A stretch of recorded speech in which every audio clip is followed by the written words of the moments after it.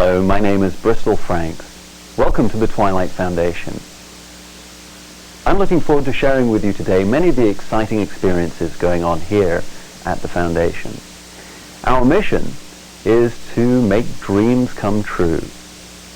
The dream of contact, community, and companionship. I work every day personally and intimately with each and every member of the Foundation to help them increase their understanding of their place in the universe, to look beyond the stars and into the hearts and homes of those who inhabit the cosmos. You dream of a life out there, and I, with the help here at the Foundation, can help you not only to live out your dream of contact with an alien species, but to actually make yourself more attractive to a specific species chosen by you. I've been blessed with the insight to introduce you to the personality, the likes and dislikes, the living conditions, the social atmosphere of the many different peoples who enrich the dark soil of space. Perhaps you seek adventure. We'll set you up with brazen and rough people from a rugged planet who hunt game with their bare hands by day and by night send their bravest warriors off into space. Perhaps you seek tranquility and calm. We'll match you with peoples from a planet who make Zen masters look like drunken sailors. Breathtaking beauty, laser blaster light shows, gill breathing, sexual encounters with an aquatic species. It's all out there, and it's all waiting for you. The Twilight Foundation advocates specific lifestyle changes for our members to garner the attention of their specific species. Because you might say we're a little like an intergalactic dating service, I can help transform you into a living, breathing invitation for an alien species to visit our planet and contact you. I help coach, primp, embellish, and decorate our members, if you will, to get them ready for the first date with their future. From here at my headquarters in Vancouver, I monitor the many different types of messages that are crisscrossing the universe at any given time. They come in many forms, in X-rays, in gamma rays, news transmissions, NASA satellite imagery, CB radio, ham radio, all of which give witness to the movements and the majesty of our daily visitors. Some are static born, barely heard as if whispers on the breeze. Others are so diabolically alive as to make the hairs on the back of your neck stand up and tingle with their nearness and their wisdom. Each new member and I work closely together to determine the time and the place of highest likelihood for their hopeful meeting. The place could be anywhere on the globe at any time of day or night, and we call it the arranged time. The arranged time is actually more like a curve in time, if you will, a point where particles and waves intersect, much like the lunar cycle connected to a specific location on the planet. As the arranged time approaches, we travel to these contact coordinates, if you will, you and I, along with your family, your friends, and as the cycle is nearing its peak, several days before what I believe to be your arranged time, we'll remain near those exact coordinates, always moving in and out of the area because several species enjoy a little bit of drama, I've discovered.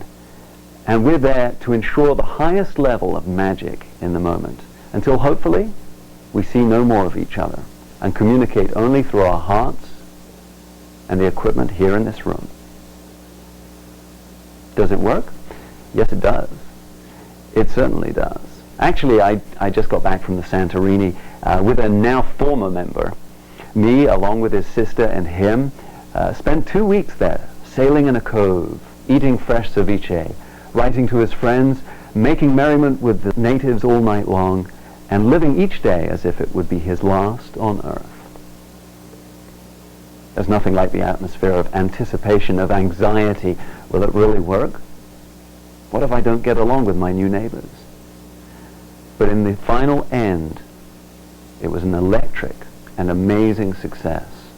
I watched while his body literally dissolved from the deck of the boat, drenched in the orange glow of a glorious sunset. His sister and I smiling, arm in arm, as his body instantaneously transported molecule by molecule across time and space to his new home in the heavens.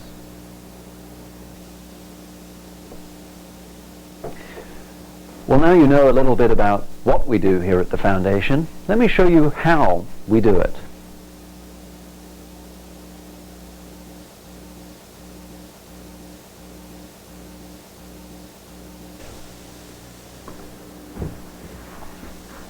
Sitting behind the desk of our main control room is my lovely assistant, Cynthia Hammond. By using this equipment, she helps me keep track of the ebbs and flows of messages from space.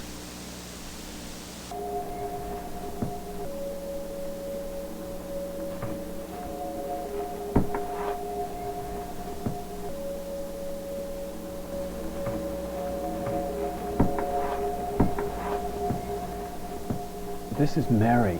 She's one of the members of the Foundation with us here in Vancouver, and her arranged time is still a little ways off, so we've put her on a rather fascinating project that is quite new for us here.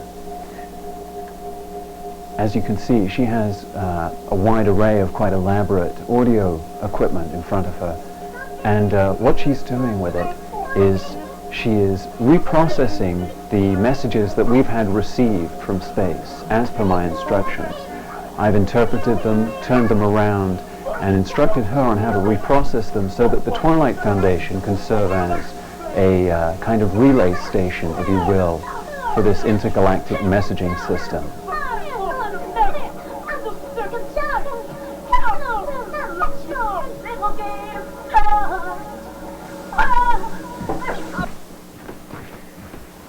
This is a historical treasure. This is the first artifact of the Twilight Foundation. This came out of my printer about 3 years ago when I was working as a computer programmer. It's the first of about a dozen messages like it, which I came to realize was a dogged and persistent attempt to get my attention, to force me to take a closer look at its seemingly garbled contents, and to realize I saw order, insight. It was the beginning of my understanding that I had a unique ability to decipher the messages bombarding the Earth incessantly from space.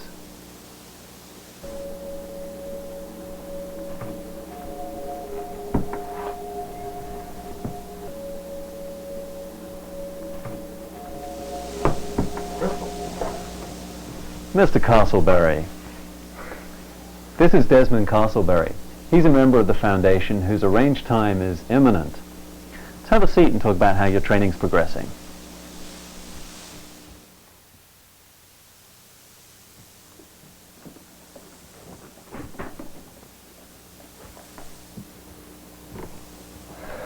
So how are you, Desmond? I don't know. I mean, with all the excitement leading up to it and all the dreams that I have, I wonder if it's not a fool's dream.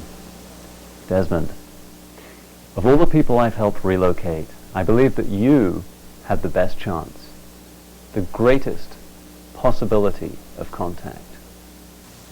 See, I've been doing some biorhythm readings on you in your sleep, and based on my knowledge of this species that you are hoping to communicate with and live with, I already know for a fact that long ago your species indeed chose you. See, they've created this thing called an avatar. It's a representation of you, if you like, on their own home planet. The method of transportation that they use is very much like a fiber optic phone line. One end of it weaves its way around your body and in fact pierces through the skin and into your body right now.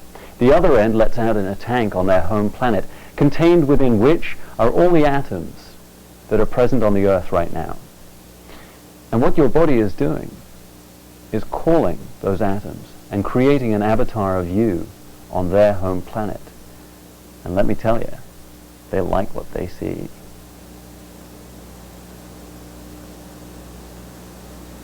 Do you think I might need a doctor, though? I mean,